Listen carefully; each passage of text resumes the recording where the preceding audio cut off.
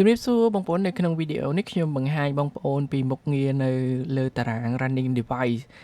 ជាធម្មតាតារាងនេះគឺគ្រាន់តែជាតារាងមួយសម្រាប់ឲ្យយើងមើលថា LD ណាបើកខ្លះ LD ណាកំពុងធ្វើការអីអញ្ចឹងទេសកម្មភាពរបស់វាក៏ប៉ុន្តែខ្ញុំបានបន្ថែមមុខងារ mouse ស្ដាំទៅលើហ្នឹងគឺបងប្អូនអាច select LD ដែលបានបើកមកហើយបងប្អូនឲ្យវាធ្វើសកម្មភាពខ្លីៗមួយចំនួនបានអញ្ចឹងឧទាហរណ៍ថាខ្ញុំធ្វើការបើក LD លេខ10នេះមួយដើម្បីឧទាហរណ៍ឲ្យបងប្អូនមើលបងប្អូនអាចបើកច្រើនក្នុងពេលតែមួយបានយើងអាចឲ្យវា install APK យើងអាចឲ្យវាធ្វើការមួយចំនួនកាត់ទៅលើ app Facebook អញ្ចឹងទៅអញ្ចឹងឧទាហរណ៍ថាខ្ញុំបើកមក LD ខ្ញុំដើរអូខេខ្ញុំ refresh មកខ្ញុំឃើញហើយអញ្ចឹងបើក្នុងករណីយើងអត់ឃើញអានឹងទេបងប្អូនចូលទៅ setting បងប្អូនរកកន្លែង ADB debugging នេះបងប្អូនអាចដូរទៅ local ក៏បានចុច save ឬក៏បងប្អូនធ្វើការដូរមក remote ក៏បានដែរចុច save ទៅអញ្ចឹងឲ្យតែមានការផ្លាស់ប្ដូរអាពីរនឹងចុច save គឺវានឹងមកហើយ online ឲ្យយើងណាអញ្ចឹងឧទាហរណ៍ថាខ្ញុំចង់ឆែក primary location នៅលើ app Facebook របស់ខ្ញុំទេអញ្ចឹងខ្ញុំអាចបើក account ចេញមកក៏បានអត់បើកក៏បានដែរលើ app Facebook app ខ្លួនអត់ដើរទេអញ្ចឹងបងប្អូនឲ្យ mouse ស្ដាំមកយក app Facebook មកខ្ញុំចុច check primary location អញ្ចឹងបើយើងមាន LD ច្រើនយើង select ឲ្យចេញ QQ មកស្ដាំទៅឃើញទេយើង refresh វាបន្តិចមកពេលខ្លះចេញពេលខ្លះអត់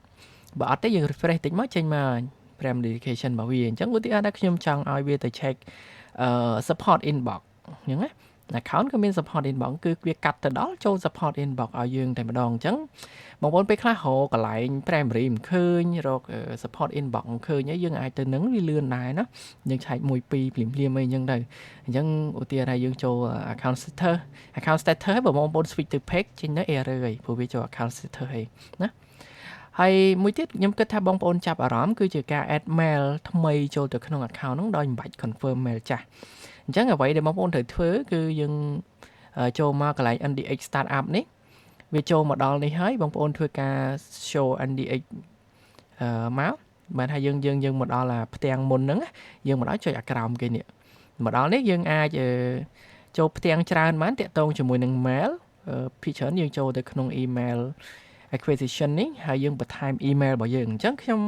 ធ្វើការបន្ថែម email របស់ខ្ញុំមួយជាឧទាហរណ៍ឲ្យបងប្អូនមើលទៅក្នុង account នេះអញ្ចឹង mail Yandex របស់ខ្ញុំគឺ thierakung@yandex.ru អញ្ចឹង Yandex យើងប្រើសញ្ញាបូកអីអញ្ចឹងទៅ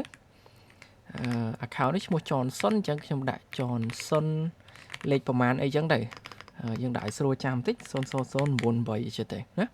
យើងធ្វើការ add mail នៅពេលដែលយើងចុច add ទៅវានឹងធ្វើការ send code ទៅហើយអញ្ចឹងយើងទៅចាំយក code ពី email របស់យើងអញ្ចឹងខ្ញុំឧទាហរណ៍ខ្ញុំអត់យកពី tool ទេខ្ញុំទៅមើលនៅក្នុង browser របស់ខ្ញុំតែម្ដង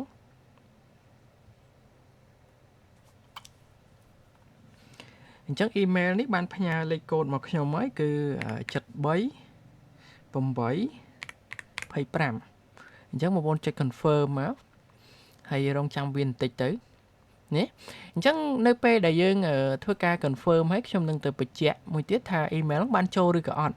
បងប្អូនចូលកន្លែង notification setting មកគឺវានឹងចូលទៅនេះហើយនៅត្រង់នេះគឺបងប្អូនចូលកន្លែង email បងប្អូនចូលកន្លែងនេះមកបងប្អូននឹងឃើញ email ច្រើននៅនេះ email របស់គេទេនេះ email ខ្ញុំដែលទៅដាក់ចូលអញ្ចឹងខ្ញុំចុចអានេះមកអញ្ចឹងទៅនៅពេលដែលយើងធ្វើការ refresh វាមកវានឹងធ្វើការបញ្ចូល email ឲ្យយើងហើយអញ្ចឹង email នេះគឺជា email primary វា select នេះ primary ឲ្យយើងនេះអញ្ចឹងបងប្អូនចូលកន្លែងnotification setting មកហើយអូសមកក្រោមឲ្យផុតចូលដល់កន្លែង email បងប្អូនចូលដល់កន្លែងនេះបងប្អូនចុចលើ email ណាមួយដើម្បីឲ្យវាចូលជា primary ទៅគឺវាចូលហើយពេលខ្លះចូលពេលខ្លះអត់អាស្រ័យលើ Facebook ទេប៉ុន្តែតាមត្រឡប់គឺយើងចុចតែប៉ុណ្្នឹងទៅគឺវាចូលជា primary ណាអញ្ចឹង email យើងអាច add តាមនឹងបានក្នុងករណីបងប្អូនអត់ចង់ add តាម tool ឬក៏ចៃដន្យអីយើងចង់ add តាមមួយនឹង account 1 2នឹងជាក់ស្ដែងអញ្ចឹងទៅយើងអាចធ្វើតាមនឹងបានយើងកាន់អញ្ចឹងតាមខ្ញុំណែនាំចុងមកអញ្ចឹងមកងារមួយចំនួនទៀតវាមានដូចជាការតឡើង APK អញ្ចឹងឧទាហរណ៍ថាខ្ញុំចង់តឡើង APK Open VPN មួយនេះចូលទៅក្នុង LD មួយហ្នឹងអញ្ចឹងខ្ញុំនឹងធ្វើការ mouse ស្ដាំខ្ញុំបើក LD មួយទៀតដើម្បីឧទាហរណ៍ឲ្យបងប្អូនថាបើ LD ច្រើនទៅយើងធ្វើម៉េចណាយើងដាក់ឲ្យវាតូចបន្តិច